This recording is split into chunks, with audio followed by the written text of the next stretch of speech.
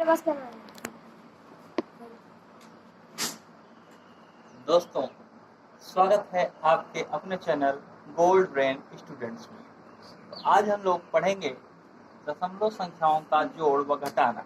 इसमें सबसे जो ज़्यादा आवश्यक बात होती है वो होता है दशमलव बिंदु। यदि आप दशमलव बिंदु को समझ गए तो बहुत आसानी से जोड़ और घटाव कर सकते हैं।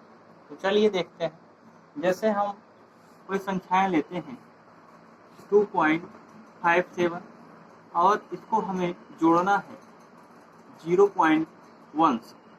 तो आपको लगेगा कि इसको हम किस प्रकार से जोड़ें। तो सबसे पहले हम क्या करेंगे, इसको रॉ में लिख देते हैं। जैसे 2.57 है तो अब इसके नीचे हम लिखें, लेकिन इसमें ध्यान देने वाली बात ये होती है कि दशमलव के नीचे हमेशा दशमलव को रखा जाता है।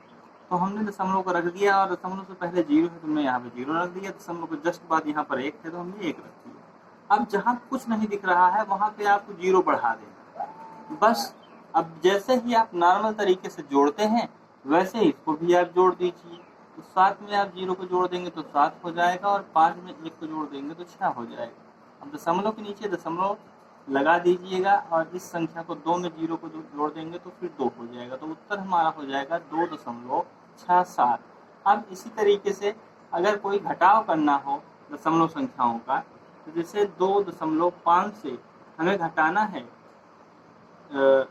2.31, तो आप इसको किस तरीके से घटाएंगे।